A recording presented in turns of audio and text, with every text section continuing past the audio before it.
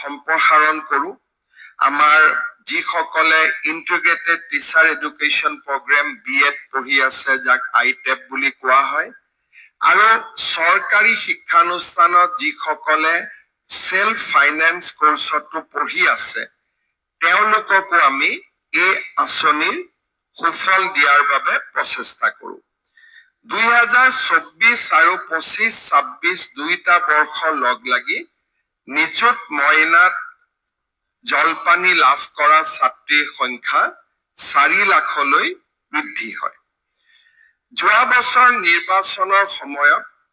মই অসমৰ বিভিন্ন জাগাত যেতিয়া গৈছিলো তেতিয়া আমাৰ যিসকল ছাত্ৰ তেওঁলোকে মোক বিভিন্ন সভাত কৈছিলে যে মামা আপুনি আমাক বেয়া পায় নেকি আপুনি আমাক কিয় নিদিয়ে আৰু মই আঁচনিটোৰ নাম নিদিয়াকৈ লৰাবিলাকে নিজে নিজে বাবু আঁচনি দিয়ক বুলি এটা গোটেই অসমতে পৰিবেশ এটা সৃষ্টি কৰে মই ভাবিছিলো আঁচনিৰ নাম চৰকাৰে ঠিক কৰে কিন্তু নিযুত বাবু আঁচনিৰ নাম চৰকাৰে ঠিক কৰা নাই আমাৰ লৰাবিলাকে নিজে মোক ঠিক কৰি যে আপুনি মামা আমাক বাবু আঁচনি দিয়ক যোৱা বছৰ আমি অক্টোবৰ মাহত সিদ্ধান্ত ললো যে আমি ডিগ্ৰী আৰু পোষ্ট গ্ৰেজুৱেটত পঢ়া ছাত্ৰসকলকো এই সুবিধা দিম আৰু প্ৰথম বছৰ কাৰণে আমি মাত্ৰ 50,000 ছাত্ৰক এই সুবিধা দিব পাৰিলো এই বছৰ আমি ভাবিছো যে প্ৰায় 70,000 ছাত্ৰক আমি নতুনকৈ সুবিধা দিব পাৰিম অৰ্থাৎ এই আঁচনিখনেও 1,20,000 ছাত্ৰক উপকৃত কৰিব কাৰণ ইয়াতে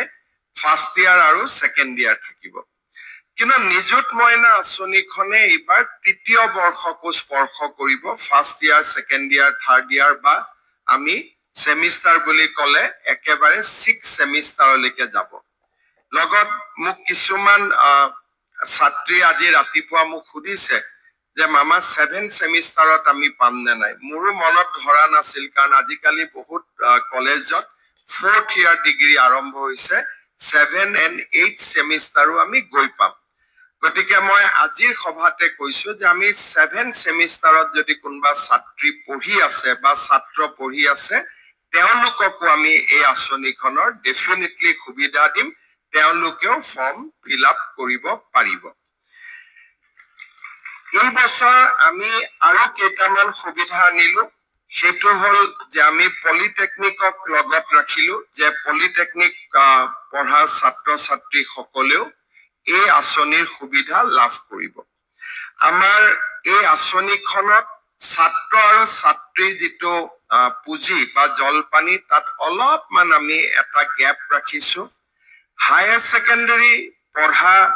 ছাত্ৰী সকলে 800 টকা মাহত লাভ কৰিব স্নাতক পঢ়া ছাত্ৰ ছাত্ৰী সকলে 1250 টকা লাভ কৰিব স্নাতকোত্তৰ আৰু BEd পঢ়া ছাত্ৰী সকলে 2,500 টকা মাহিলি লাভ কৰিব কিন্তু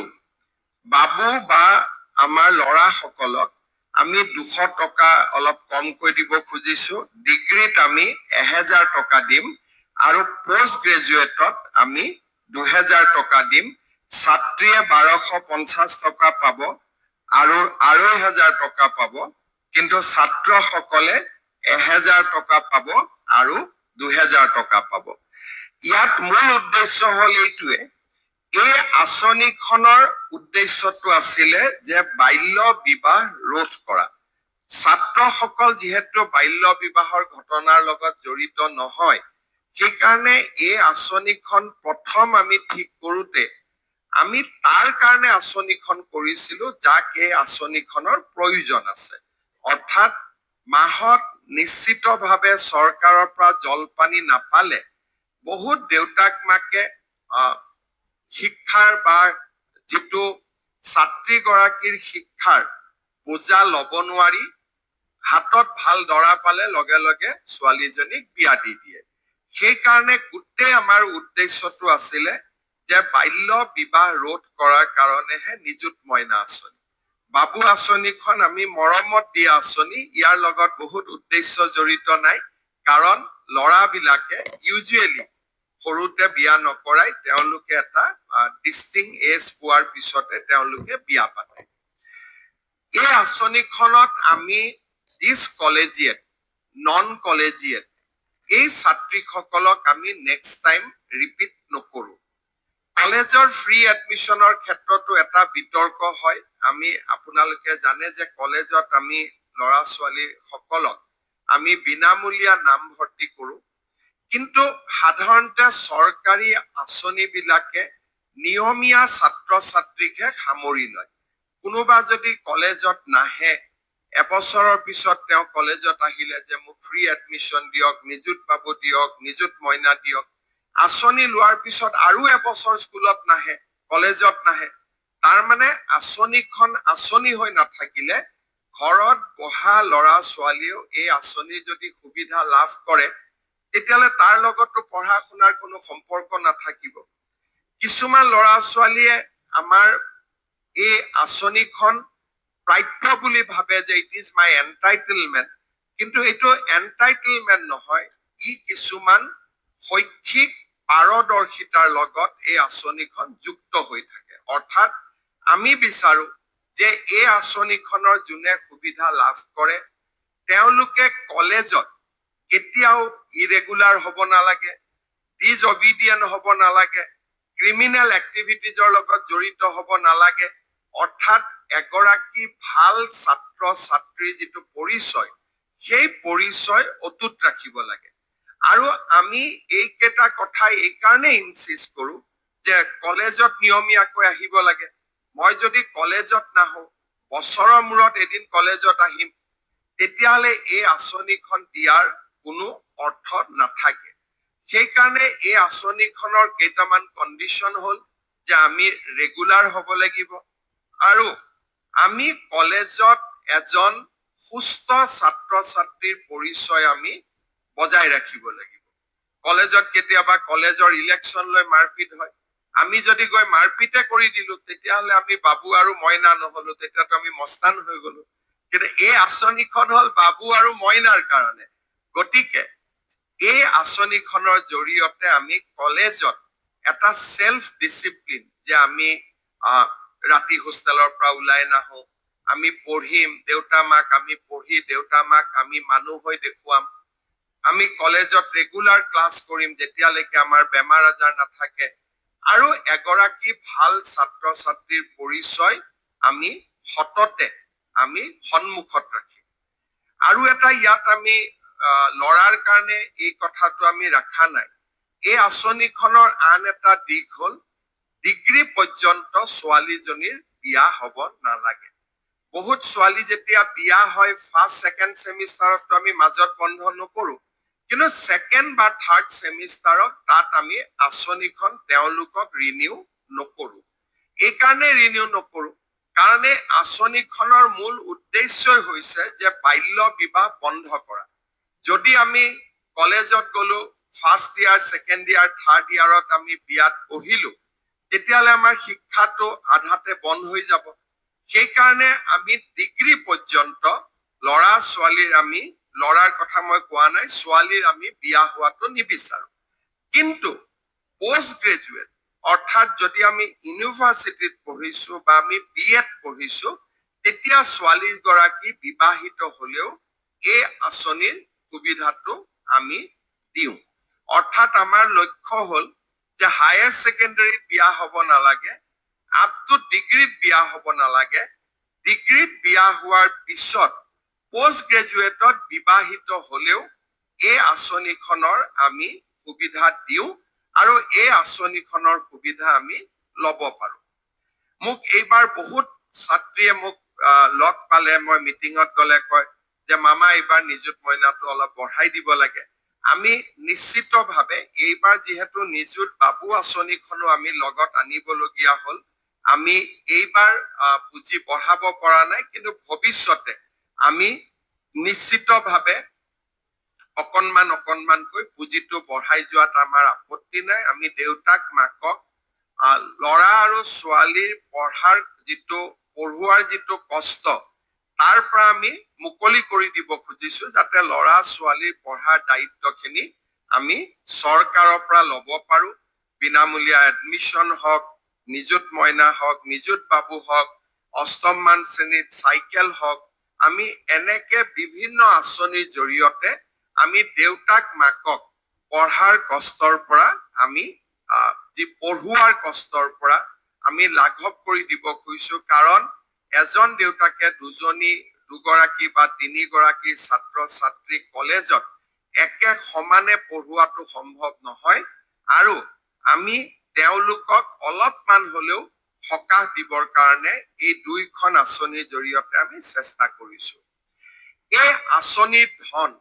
কলেজ খোলা থকা অৱস্থাতহে পোৱা যায় অৰ্থাৎ আমাৰ সাধাৰণতে জুন জুলাইত আমাৰ গৰম বন্ধ হয় জুন জুলাই আগষ্ট মাহত আমাৰ কলেজ নাথাকে এই আঁচনিখনৰ ধন আমি ইউজুৱেলি আগষ্ট মাহত মিটিং কৰো অক্টোবৰৰ 10 তাৰিখে আমি পুঁজি বিতৰণ কৰো কিন্তু অক্টোবৰত যেতিয়া আমি পুঁজি দিম যিসকলে আগষ্টত এডমিশ্যন ললে তেওঁলোকক আমি ছেপ্টেম্বৰৰ সৈতে দুমাহৰ দিম কিন্তু যিসকল ছোৱালীয়ে এতিয়ালৈকে এডমিশ্যন লোৱা নাই কাৰণ ছেপ্টেম্বৰত আৰু এটা এডমিশ্যন হ'ব তেওঁলোকক আমি অকল এমাহৰ নিযুত মইনা নিযুত বাবু দিম কিন্তু যিসকলে ইতিমধ্যে এডমিশ্যন ললে ৰেগুলাৰ কৰি কলেজত যোৱা আৰম্ভ কৰিব তেওঁলোকক আগষ্ট আৰু ছেপ্টেম্বৰ দুইটা মাহৰ পুঁজি আমি একেলগে 10 অক্টোবৰৰ দিনাখন আমি দিয়াৰ ব্যৱস্থা কৰিম নিযুত মইনা নিযুত বাবুত আৰু এটা দিশ হৈছে যে এইবাৰ ইলেকশ্যনৰ সময়ত মই অসমৰ বহুত জাগাত গলো কিছুমান ছোৱালী আহি মোক কয় যে মামা আমাৰ নিযুত মইনাটো বন্ধ হৈ আছে এবাৰ যদি বেংকত টকা যায় ইয়াত বন্ধ হোৱাৰ কোনো কাৰণ নাথাকে যদিহে কলেজৰ প্ৰিন্সিপালে নকয় যে এই ছোৱালীজনী কলেজ এৰি গৈছে তেখেতৰ পইচাটো বন্ধ কৰি দিব লাগে আদাৰৱাইজ ইয়াত বন্ধ নহয় কিন্তু পিছত আমি গম পাওঁ যে বেংক একাউণ্টৰ খেলি মেলিৰ কাৰণে আমি পইচা পোৱাৰ পৰা বঞ্চিত হওঁ কাৰণ বেংকত আপোনালোকে জানে যে EKYC বুলি এটা বেংকৰ এটা মেকানিজিম আছে আজি আমি সবে বুজি ললো অক্টোবৰ নৱেম্বৰ মাহত আমাৰ একাউণ্টটো আমি EKYC কৰিব লাগে আপোনালোকে নকৰিলে আমি ইয়াৰ পৰা টকা পঠালো আপোনালোকে ভাবে যে চৰকাৰে পঠোৱা নাই আসলতে টকাটো বেংকে ৰিসিভ কৰা নাই বেংকে আমি টকাটো দিলেও বেংকে বাউন্স বেক কৰি পঠাই দিয়ে কাৰণ একাউণ্টটো ৰেগুলাৰ নহয় এই পুঁজিটো পাবৰ কাৰণে আপোনালোকে সদায় চাব যে আপোনালোকৰ বেংক একাউণ্টটো যাতে EKYC হৈ আছে আৰু বেংক একাউণ্টটো যাতে নৰ্মেল আৰু ৰেগুলাৰ হৈ আছে এইবাৰ আমি আৰু অলপ সতৰ্ক হৈছো কাৰণ যেতিয়া লৰা ছোৱালী বিলাকে মোক কয় যে মামা পোৱা নাই মোৰো মনটো বেয়া লাগে সেইকাৰণে এইবাৰ আমি কৰিছো কি যে আপোনালোকৰ পৰা আমি আধাৰ নম্বৰটো বিচাৰিছো যেতিয়া আধাৰ আৰু বেংক দুইটা আমি একাউণ্ট পাই যাওঁ আধাৰ নম্বৰটো পাওঁ একাউণ্ট নম্বৰটো পাওঁ তেতিয়াহলে একাউণ্টত টকা ডেফিনেটলি সোমাব কিন্তু তাতো এটা কথা আছে আপোনালোকৰ দুটা যদি একাউণ্ট হৈ আছে যিটো একাউণ্টৰ লগত আধাৰ লিংক হৈ আছে সেইটো একাউণ্টহে আপোনালোকে পৰ্টেলত বা ফৰ্মখনত ব্যৱহাৰ কৰিব সাধাৰণতে কেতিয়াবা মানুহৰ দুটা তিনিটা বেংক একাউণ্ট থাকে কিন্তু গোটেইকেইটা একাউণ্ট আধাৰ লিংক হৈ নাথাকে এটা একাউণ্টহে হৈ থাকিব সেইকাৰণে আপোনালোকে ফৰ্মত আধাৰ লিংক বা আপোনালোকৰ যিটো একাউণ্টৰ লগত আধাৰ লিংক হৈ আছে সেই একাউণ্টটোহে আপোনালোকে পত্ৰত লিখিব বা যিটো পৰ্টেলত আপোনালোকে ফিল আপ কৰিব তাত লিখিব সেকেন্ড কেতিয়াবা আমি এই কাৰণেও একাউণ্টত পইচা নাপাওঁ যেতিয়া আমি একাউণ্ট নম্বৰটো লিখি যাওঁ আমি টাইপ কৰোতে কেতিয়াবা জিৰ'টোৰ জাগাত আমি O মাৰি দিওঁ এতিয়া আমাৰ কাৰণে O আৰু জিৰ' দুইটা দেখিব একে কিন্তু আজিকালি টেকনলজিৰ ওপৰত বেংক চলে টেকনলজিয়ে লগে লগে ধৰি লয় যে জিৰ' আৰু O দুটা বেলেগ বেলেগ আৰু যিসকলে জিৰ'ৰ জাগাত O মাৰিলে তেওঁলোকে পুঁজি নাপায় সেইকাৰণে আমি যাতে একাউণ্ট নম্বৰটো দুবাৰ তিনিবাৰ চেক কৰি আমি সোমোৱাও আধাৰ নম্বৰটো যাতে আমি দুবাৰ তিনিবাৰ চেক কৰি সোমোৱাও আৰু একাউণ্টটো আমি KYC কৰি ৰাখো, ৰেগুলাৰাইজ কৰি ৰাখো, তেতিয়াহ'লে আমাৰ পুঁজি কেতিয়াও বন্ধ হৈ নাযায়। এই কথাখিনি মই আপোনালোকক নিশ্চিতভাৱে ক'ব পাৰো।